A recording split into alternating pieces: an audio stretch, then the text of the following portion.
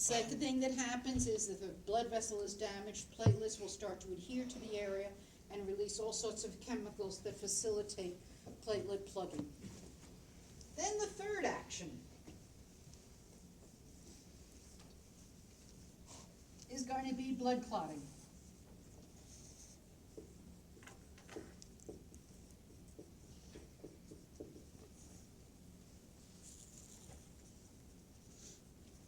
Another name for clotting is coagulation. Okay. There's going to be 3 steps, and this is where students get confused, because there's 3 and then there's 3. There's 3 forms of hemostasis. Within clotting, there's going to be 3 steps that we have to follow. 1 is going to be clot formation. The second is simply going to be clot retraction. We'll go through clot formation, it's a big long story. But once the clot is formed, then all of the fibers in the clot will actually constrict. They'll constrict, and that just makes it tighter. And then the third thing we have to do is we have to dissolve the clot, because we don't want to leave the clot there forever. And we don't want it to just break into little pieces and go someplace else. So we need to dissolve the clot. Okay. We've talked about vasospasm, we've talked about a platelet plug, we need to talk about clotting.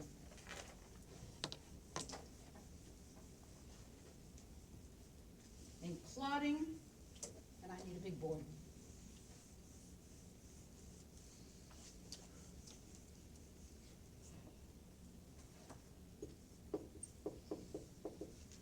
Clotting can follow one of 2 pathways. If the vessel has been damaged but is intact, okay? If the vessel is damaged or intact, we call it the intrinsic pathway. I think of intrinsic as an intact vessel. So why would we clot? Because the vessel has been roughened by inflammation, by disease. The lining of the blood vessel has been roughened because it's been bruised during surgery. Whatever you did, you damaged the lining of the blood vessel, but the blood vessel is still intact. That's going to be our intrinsic clotting pathway. On the other hand, we have the extrinsic pathway.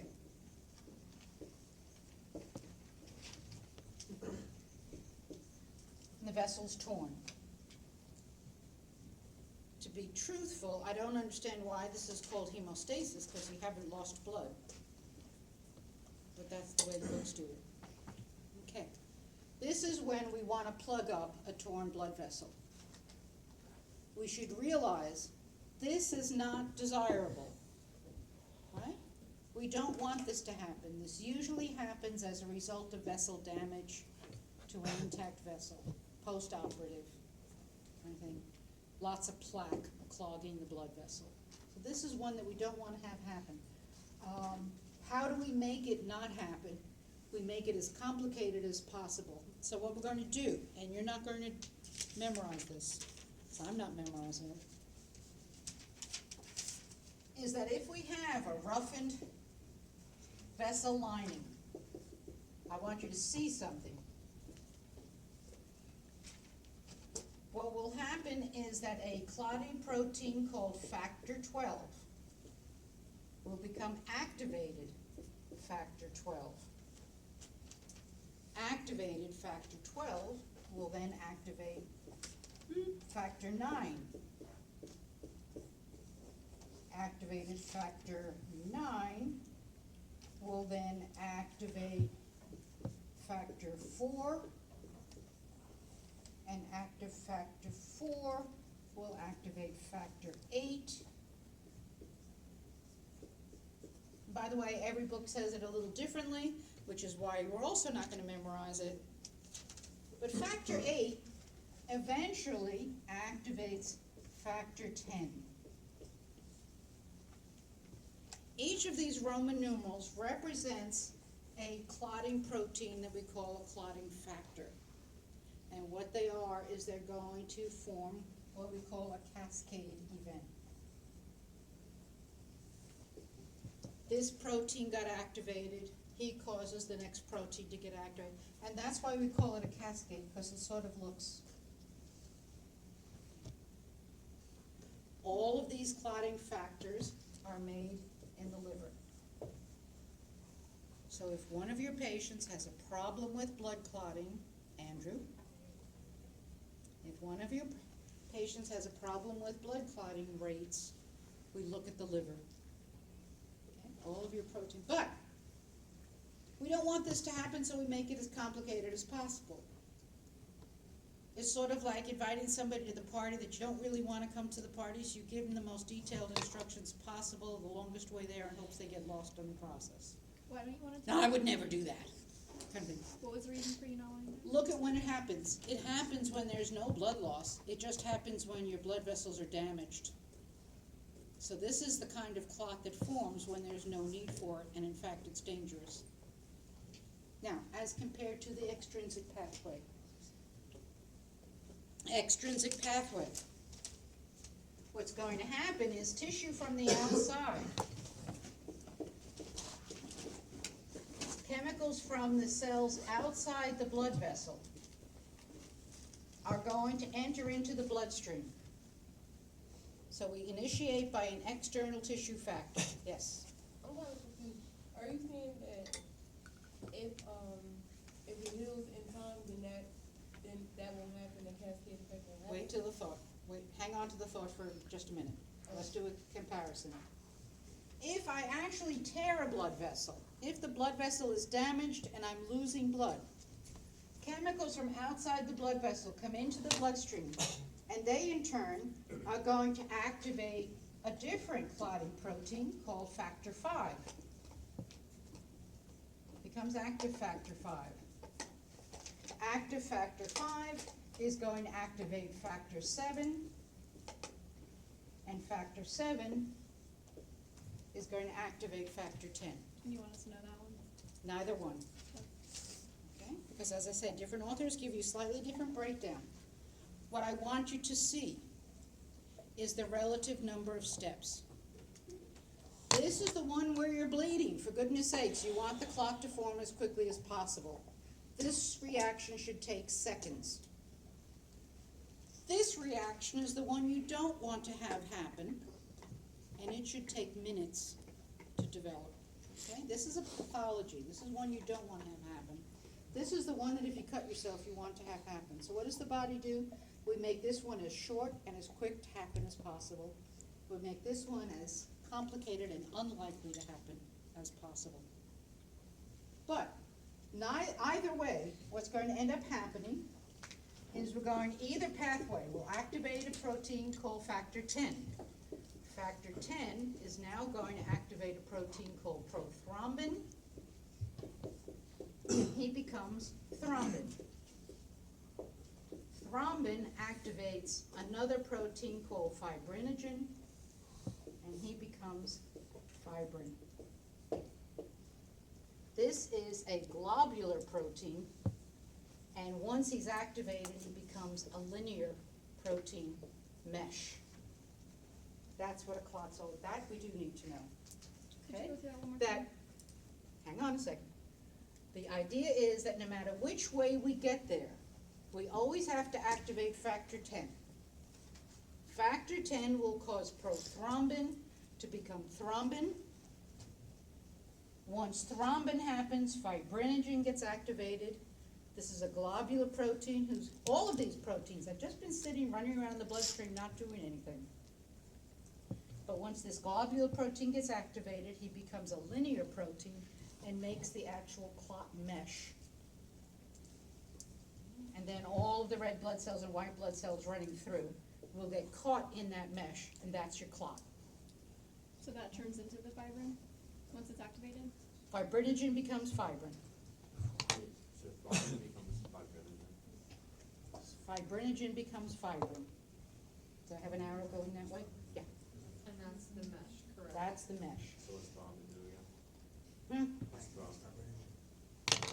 Prothrombin's a protein just like all these other Roman numeral factors, except he has a real name. Okay? Prothrombin is an inactive protein that becomes activated to thrombin. Once thrombin is present, it causes fibrinogen to become fibrin. And that causes a mesh that covers the, Fibrin is the mesh. right. He becomes the linear protein mesh. Okay? All of these guys are made in your liver. Okay? Some anti-clotting chemicals like coumadin actually inhibit the liver's production of prothrombin. And you can see one of the problems with a cascade effect is you can see what happens if we miss just one step. The whole clot stops happening. Okay? The problem with a cascade effect is we miss one step, nothing happens. Okay. Yeah. When you're on that, does it inhibit all of the prothrombin or just majority of it? I'm not sure, but enough to basically affect your clotting ability. And the other interesting thing about all of these stories is every time there is a vertical arrow in either pathway, calcium ions must be present to facilitate the activation. So when we talk about why did we need calcitonin and parathyroid hormone, in part it's to make sure we have just the right amount of calcium in the bloodstream to facilitate clotting. Not too much and not too little. Okay? To clot, you have to have just the right amount of calcium available to facilitate the reactions happening. And the cascade can't happen if you don't have enough calcium. Right. So, what we've got then is the first step, clot formation. Which way we got there? Let's go back to intrinsic for just a minute. How do I damage the blood vessel? How do I roughen the lining? We can basically rough it, well, let's leave it. This one is the one we don't want, this is the one you do want. Everybody ends up dovetailing into factor 10, which becomes which activates prothrombin, which activates progen. So we've made our clot. First step was clot formation, either intrinsically or extrinsically.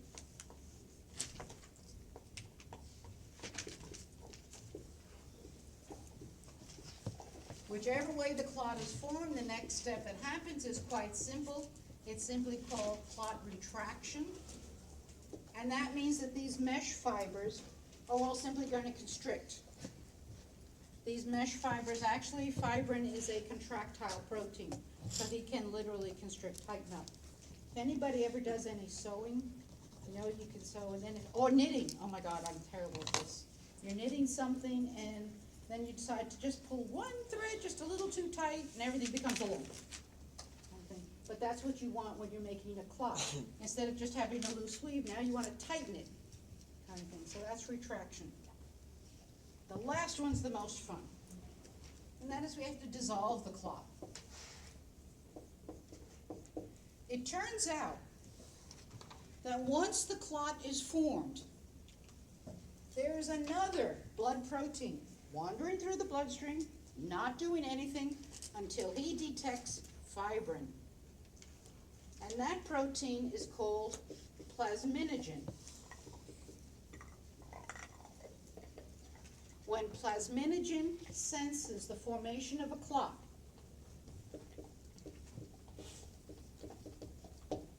he becomes plasmin. And plasmin dissolves the clot.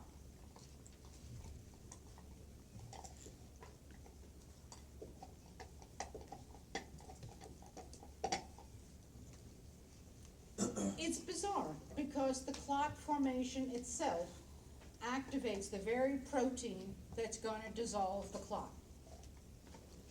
Where in the body is the plasminogen? He's a protein that's running around the bloodstream like everybody else. In the liver? He's made in the liver. But he's running around in the bloodstream along with all those other proteins. But when he bumps into a clot, when he detects fibrin, he immediately degenerates, drops his OGin like we've seen before. He drops his last name and simply becomes plasmin, and plasmin is a clot-dissolving protein. Now, why I'm just fascinated that the clot actually creates its own death certificate, but besides that, there's so much to write into that.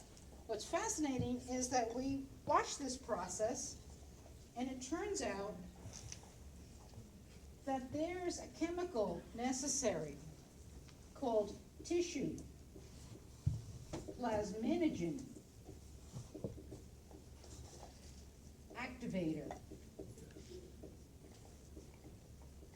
There's an enzyme that's going to cause the plasminogen to become plasmin, and he's called TPA. Anybody know TPA? TPA is the medication that if you give a patient who has had a heart attack or a stroke, within about an hour, you have a golden hour of opportunity. If we inject the person with TPA, look what's going to happen. We're going to facilitate the activation into plasmin, and the clot is dissolved. It is about as close to a miracle drug as I can think of, because if we can break the person's clot early enough, there's no tissue damage. Person will have a stroke, and he will recover. Person will have a heart attack, and there's no long-term damage. If we can identify that the person is having a clot reaction, and we give them TPA within that first hour, it's usually, and I think the statistics are at least 80%, that the clot will break up, circulation is resumed, and the person doesn't have any residual effect. Which is actually rather depressing, because if you read enough old people's journals, they'll say, make sure you move someplace within an hour of hospital. Because you want that hour. You want that hour. Yeah. Is that the medicine that you have to like sign a paper for because they give it to you and you didn't really understand it? Well, hang on to that. Didn't know about that part. But one of the things that we have a problem with is that some states will not allow first responders to carry it. Because they don't know. Exactly, They have no because way. they're saying that they don't know that a patient is having a heart attack or a stroke. And just think what happens if instead of having a stroke, they're having a hemorrhage. It's gonna make it worse. You make it worse, kind of thing. So, different states, and I think we're in the tri-state area, I think some of the 3 states allow first responders to carry it, and some don't. And it's an interesting phenomenon, but I guess if you get to a hospital and they do it and they made a mistake, you at least have some help. I don't know why they think it's any better I there. don't think it's any better. Yeah, I think this, what are my chances one way or the other? Can I make a deal here? But, okay, so what we've done is we've dissolved the clot because there are natural proteins in the bloodstream that, along with all of these Roman numerals, we also have natural clot-busting proteins in the bloodstream. And if your blood is flowing appropriately, the plasminogen will come in contact with the clot, and it will dissolve the clot. Okay? That's what the hope is. That's what the thought is. The only other thing, so there's our 3 factors. We have clot formation, one of 2 ways.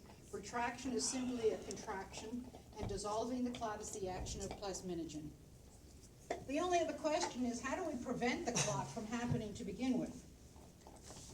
And we're going to prevent it because in the bloodstream we have, beginning to get tired saying this, we have another set of proteins, kind of thing, that are called anti-clotting proteins. Also made by the liver. And if this is our bloodstream, we're going to have a certain amount of these anti-clotting proteins flowing through the bloodstream. And the thought is that every time you have a damaged vessel or a torn vessel and a clotting process starts, if you have adequate blood flow, the anti-clotting proteins are going to get there in time to prevent the clot from really forming. So blood flow is critical. So when do we end up with a problem is when we have poor blood circulation. If you are post-operative and you're sitting in bed with poor blood circulation, then there's a good chance that the bruised vessels, because if any of you have ever seen surgery, you know they just push things around, kind of thing, so that you have bruised vessels to start with. you don't have good blood flow because you're relatively inert, there's a good chance that the anti-clotting proteins will not meet the intrinsic clotting pathway in time to stop the clot. And so a patient who's post-operative is in a perfect situation to create an intrinsic clot and then throw it and have it wander someplace. Which is why, when a person is post-operative, we get them up and moving. We have to do something to make sure their blood flow continues, so there's a good chance that any kind of clotting, intrinsic clotting that starts, an anti-clotting protein will get there in time. They also promote blood thinners. I was about to say, depending, sometimes we'll put, but it depends on the type of surgery, because you don't want to thin a person's blood who's just had extensive suturing, kind of thing. But if the person is not capable of getting up and moving around, then we put the little kneading, The things on little, their legs that. or actually arms, yeah. right, that pulsate. Yeah. Well, one of my last surgeries was fun because they were giving me morphine. I love morphine. I just remember having one of these pulsating cuffs on my legs, and I'm thinking to myself, isn't that nice they let the cat come and visit with me because I can feel him on my legs, kind of thing.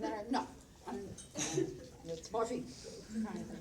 I got a question, I mean, it's kind of irrelevant a little bit. My mom just had open heart surgery over the summer, and they gave her an epinephrine drip when she was post-op, and they had to give her insulin because it raised her blood pressure. Somebody answered that So I one. don't really, I didn't understand it, so. Apparently insulin and epinephrine have some sort of a synergistic effect. Oh, okay. Right, somebody was telling me about that.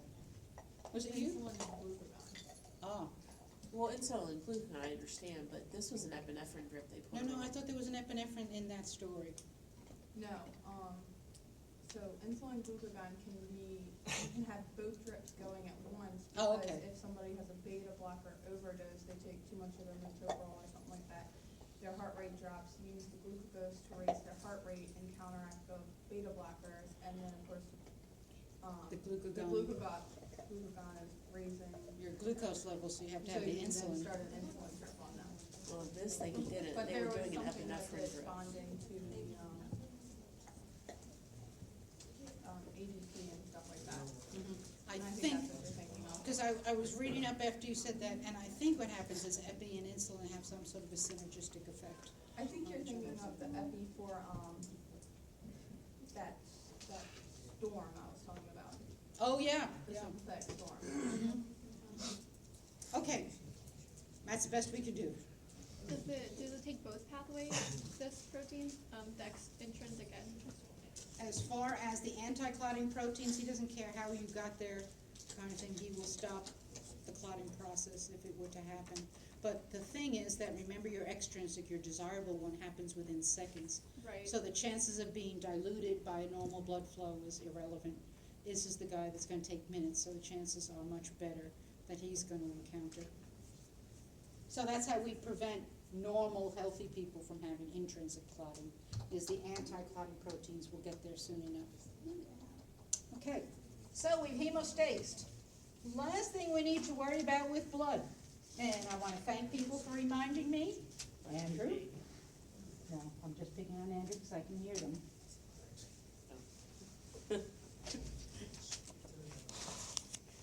We have to talk about blood typing.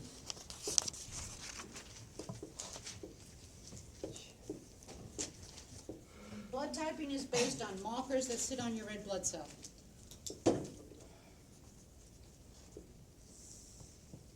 All of your cells have markers. All of your cells have about 30, 50 types of markers on them, and depending on what combination of markers you have identifies your cell or tissues as yours versus someone else's.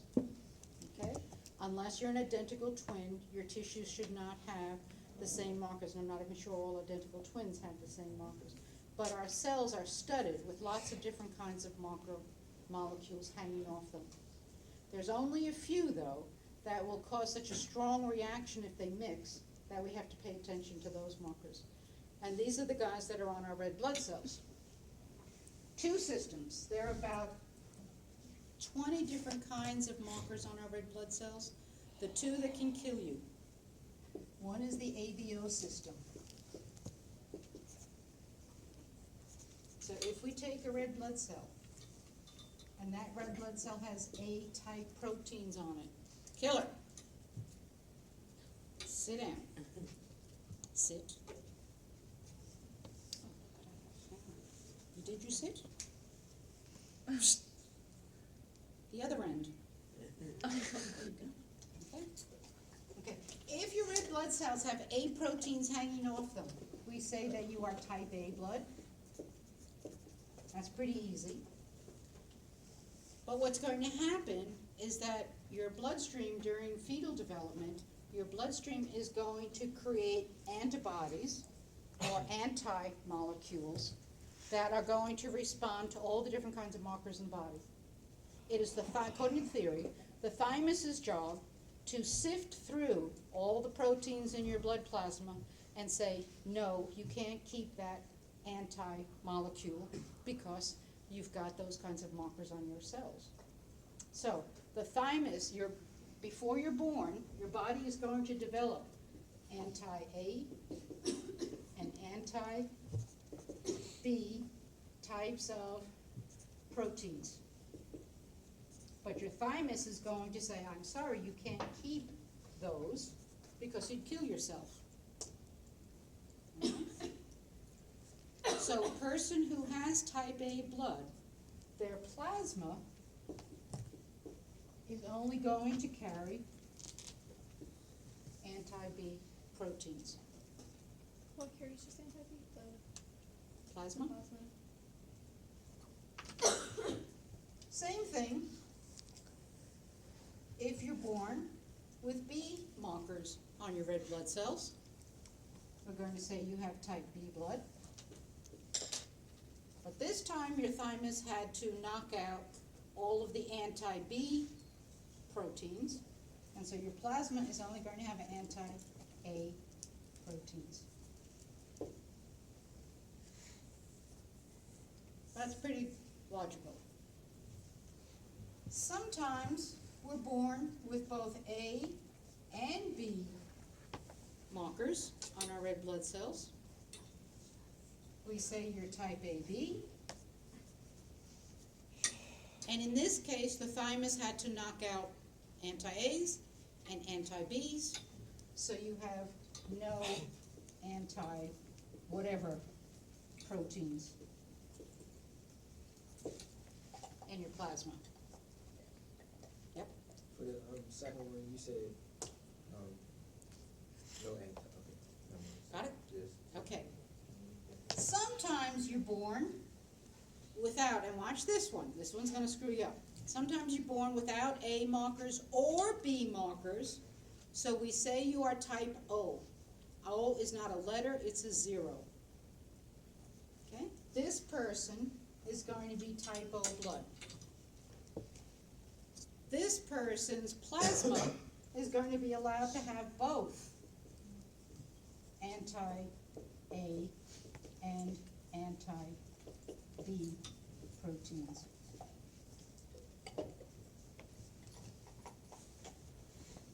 We all okay so far?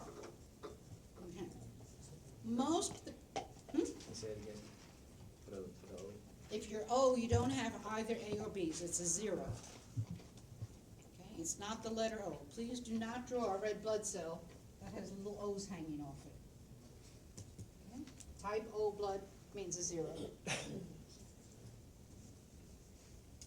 Most of the time when a person needs a blood transfusion, we're going to give them a direct transfusion.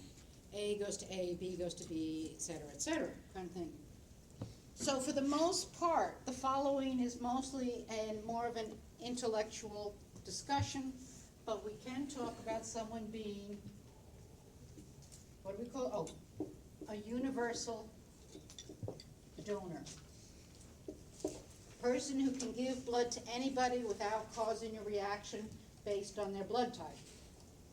The universal donor is people who are type O.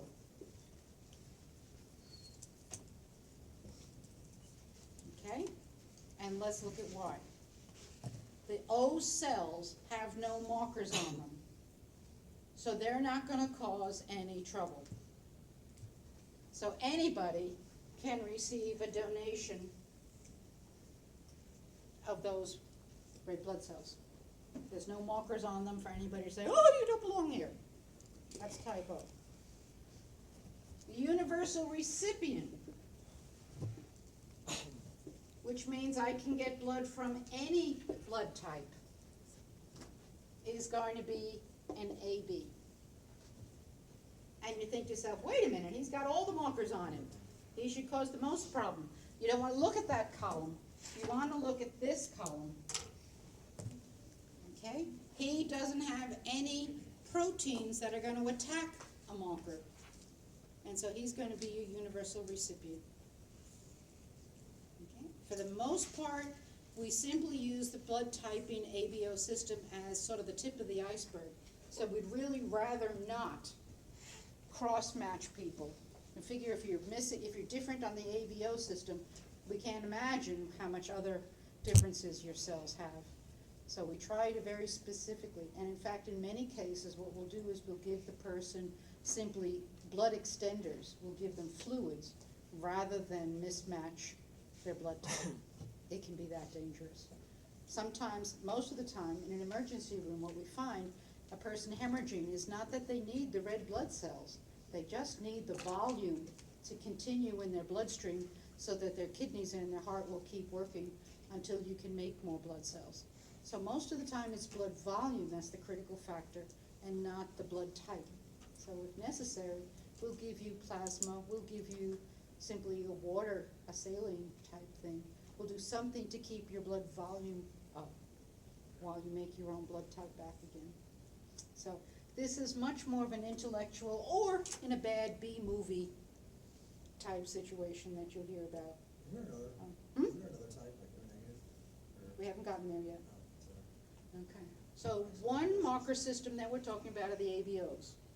Do you have A markers? Do you have B markers? Do you have both? Do you have none? The other marker system, and Mendel's second law of genetics, says that one has nothing to do with the other, is that you can have another type of marker, and that's your RH system.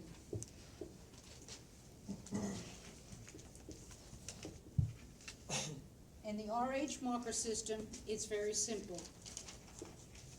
You may have the protein RH, which stands for rhesus, which stands for the monkeys that did all the basic experiments on, not did the experiments, kind of thing. If you have an RH protein hanging off your red blood cell, we say that you're RH positive.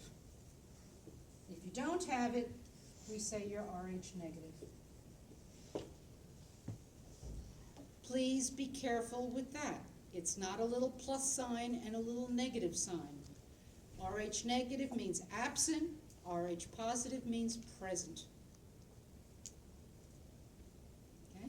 Now, let's look at his plasma. If somebody is RH positive, the thymus is going to say you can't make RH markers. Right? So there's no RH markers here.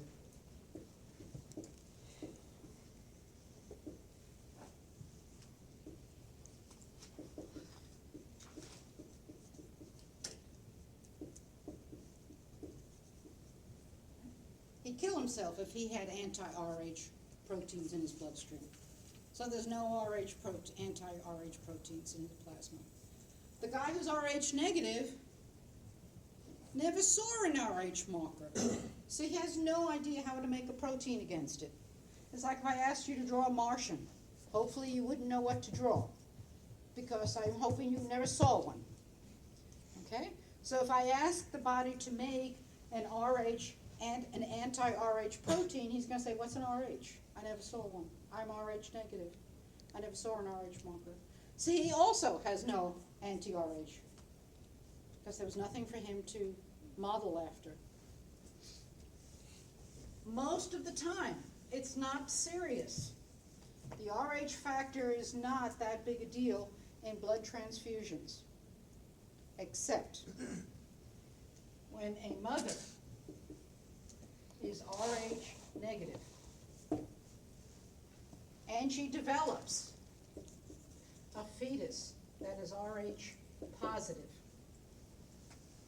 The mother's blood is naive. She's never seen an RH protein. if during the pregnancy, and this only happens about 10% of the time, during a pregnancy, there may be some bleeding across the placenta, and some of the fetal blood gets into the mother's bloodstream.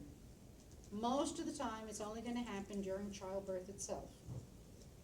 If any of these Rh positive markers move into the mother's Rh negative bloodstream, she's going to say, I've been infected. What am I going to do? What am I going to do? What am I going to do? But by that time, the baby's been born, so what?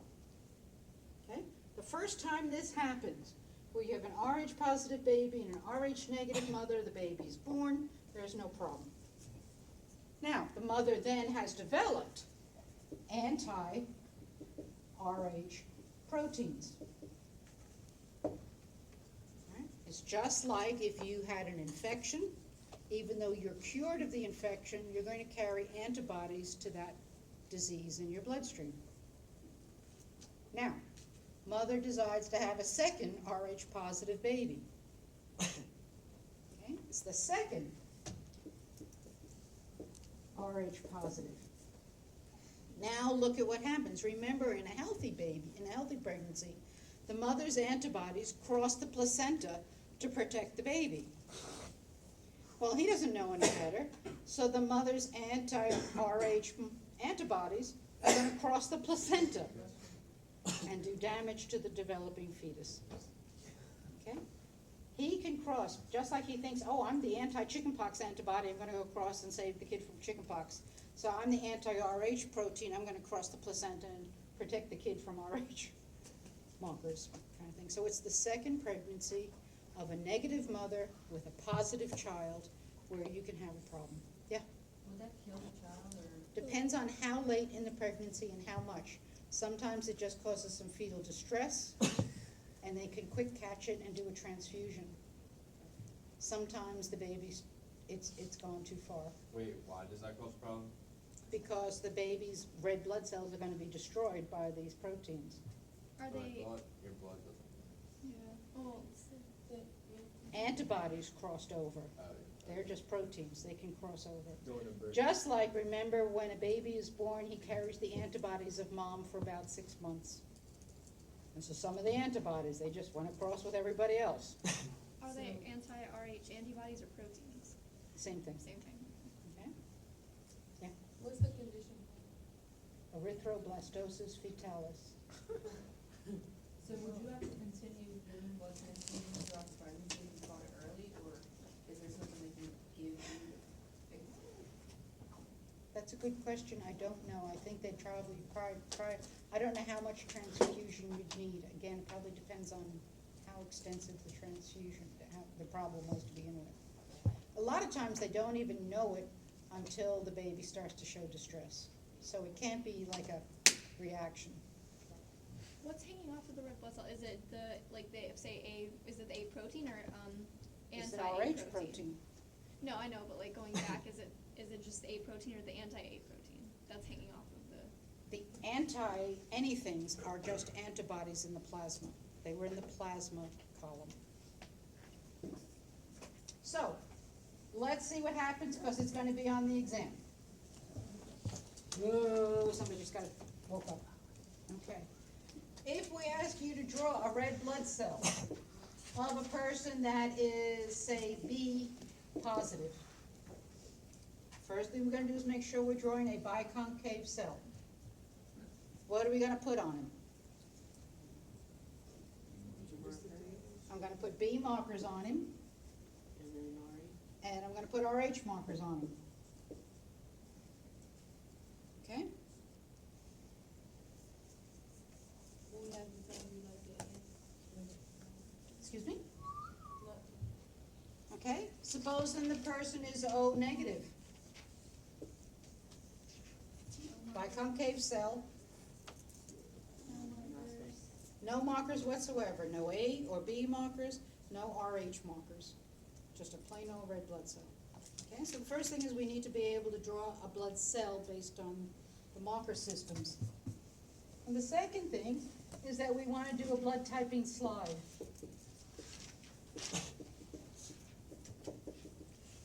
Blood typing slide, we prepare it generally with 3 circles. The first circle is a drop of anti-A proteins.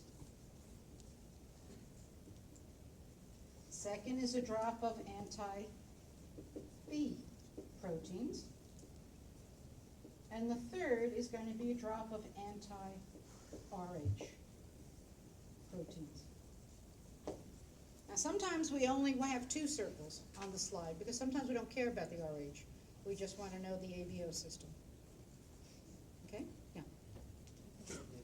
So, I made a glass slide, I put a drop of, and they're very nice because they realize that we're stupid. They change the color. One is yellow, one is blue, and I forgot what the third color is. But I take a jar that says proteins that are anti-A proteins. I take I put a drop of that on the slide. I haven't finished the drawing yet. I just had one backtrack though. Okay.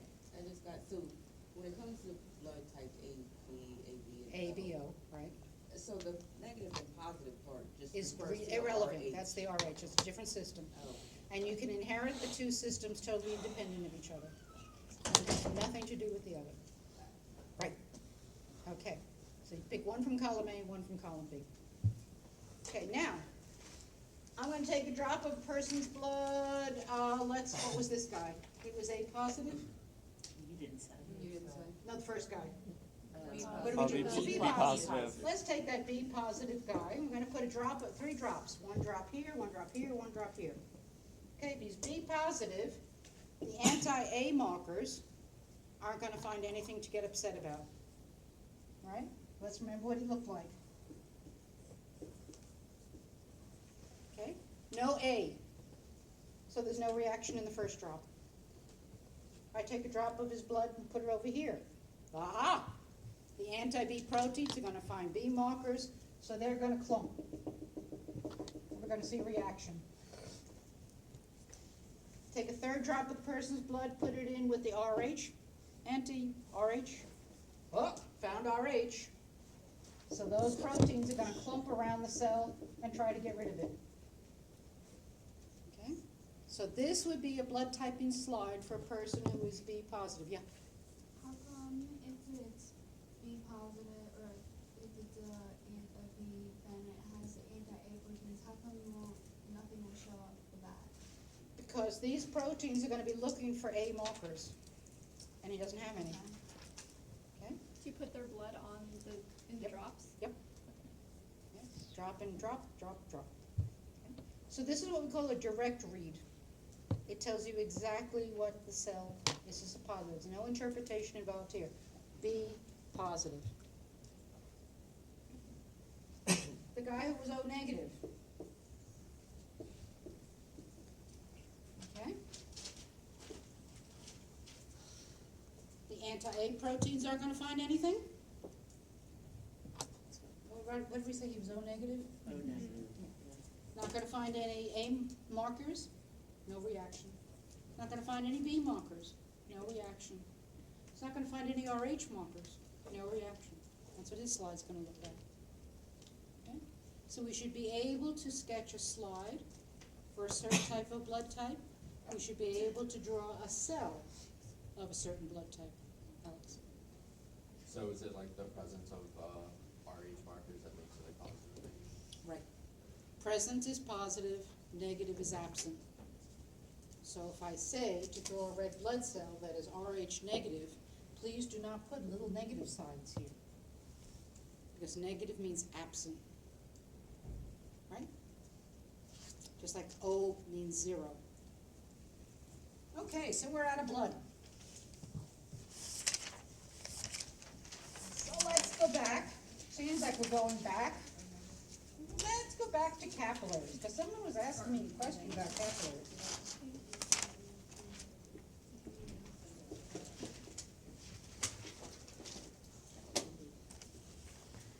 Way back at a time long ago, we said that a capillary is made up of simple squamous epithelium. A capillary's job is exchange. Okay? Blood coming into a blood capillary is coming from basically the arterial end, and and he's going to be under relatively high blood pressure. By the time I've gotten through the capillary, I've lost most of my pressure. And I'm coming out the venous end. I'm under relatively low blood pressure. Function of a capillary is exchange. There's a couple of exchange processes we need to remember. Filtration. This is from AP1. Filtration is when when molecules move across a membrane because they're pushed. It's passive, but it just means there's more pressure on one side than on the other side. Think about straining a colander of pasta. The colander doesn't do a darn thing, but because there's more pressure on one side than on the other side, the fluid moves through. That's filtration. Okay? So filtration is simply a pressure gradient. The other one we have to remember is, what did I decide it was?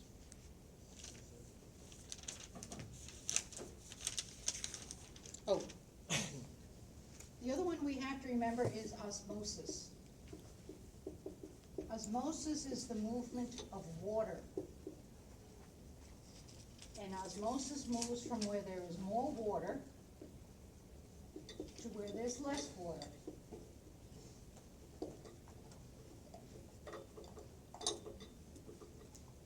So if I have a container and there's lots of cells on this side, and there's only a few cells on this side, the membrane isn't going to allow the cells to move, but the water background can move. Right? The water can move across the membrane, but the cells can't move from compartment to compartment. Okay? This is an impermeable membrane as far as the cells are concerned. There's more cells on one side, less cells on the other. But where's there more water? There's going to be more water here. And it's going to move across the membrane. It's going to osmose to dilute the high concentration of molecules on the other side of the membrane. Remember, the molecules couldn't move. They were too big. So water is going to move to try to dilute the molecules. Guess what? These molecules are your blood proteins. These are your globulins, your albumins, your all the other clotting factors. So when we have a blood vessel, oh, I was going to say you better not be eating that leaf. If we have a blood vessel that has all of these blood proteins in it, and we have cells out here, the fluid that is between the cells will move in to the bloodstream to try to dilute it. If our liver is not making enough of those blood proteins so that your blood looks like that and there's more protein out here, guess what? The fluid's going to come out, but it's not going to go back. And the patient is going to end up accumulating fluid in their tissues or edema. Okay, keeping that in mind, osmosis is the movement of water to try to dilute the proteins in the bloodstream. Filtration is when fluid is being pushed out from one place to another. So, let's go back to my capillary here. And I have blood coming in at a fairly high pressure. So I'm going to push material out using filtration. I'm going to push a whole lot of fluid out. We don't need to memorize the numbers because, again, every book is a little different, but I want to demonstrate. What's going to happen is that at the arterial end of a capillary, we're going to have so much push in the blood vessel that we're going to push, then he can solve it. There we go. We're going to push out a significant amount of fluid. But by the time that the blood gets down to the venous end of the capillary, we've pretty much lost all of the push from the heart. Our blood pressure has dropped. So the only filtration at this point is going to be about 15 millimeters of mercury. This is just like if you have a leaky garden hose running across your lawn. Closest to the house, it's going to be spurting like crazy, but by the time the hose has gotten to the far end of the yard, it's still leaky, but there's not much pressure left to come out. So as far as filtration, it's pushing fluid out, lots at the beginning, not so much at the end. The other force that we have to worry about, it's based on our red blood cells, it's based on our blood proteins, and what's going to happen is the amount of molecules that you have in your bloodstream are going to create an osmotic pull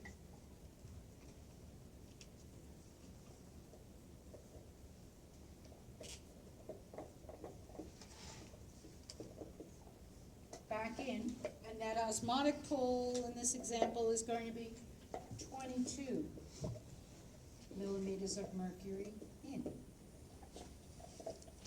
Now, osmosis is the return of the fluid into the bloodstream. It's a return of fluid into the bloodstream.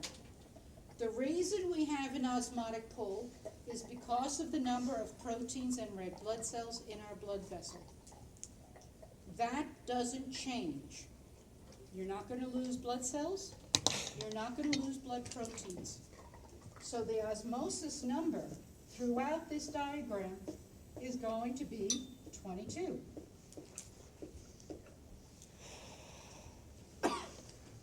Okay, we're going to lose a lot of fluid because it's pushed out at the beginning. Most of that fluid's going to get pulled back in. When we get to the venous end, we're not going to lose so much fluid, and we're still going to be pulling it back in at the same rate. So let's do a little arithmetic. The sum movement of fluid at the arterial end is going to be 10 millimeters of mercury out. More fluid moves out than gets recaptured. At the venous end, we have 22 going back in, we have 15 coming out, and that's going to leave us with a sum total of 7 in.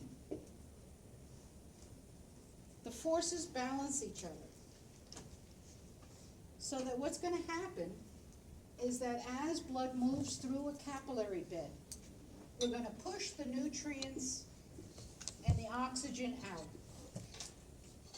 And then by the time we get to the venous end, we're going to be pulling the cell fluid back in with all the waste and all the other material. Some more goes in towards the end than comes out. That's what the numbers say. Okay. To me, it's sort of like standing on the beach and watching a wave come in. Here comes all of the seawater with all the nutrients, etc., for the little clam sitting in the sand. And then we wash, it goes back out into the ocean, and it takes with it all the garbage from the beach. That kind of thing. But that's exactly what we're doing. We have cells out here. We have all of these cells sitting here. They're getting washed by the fluid that got pushed out, and then we're going to bring the fluid back in and take it away. So it's very much like simply watching flow of fluid. We push it out because of filtration. We pull most of it back because of osmosis. Capillary exchange. One more problem. Yeah, no, just one more problem with this. Sounds very nice. I can see the palm trees waving and everything else. Look at your numbers. We got more being pushed out than we are recapturing. We can't allow that to happen because then that fluid stays out in your tissues. Here comes the next wave. Here comes the next wave. And we're going to end up with edema. So we have to find an alternative drainage system. Guess what that's called? The lymphatic system. So next time we'll talk about the lymphatic system.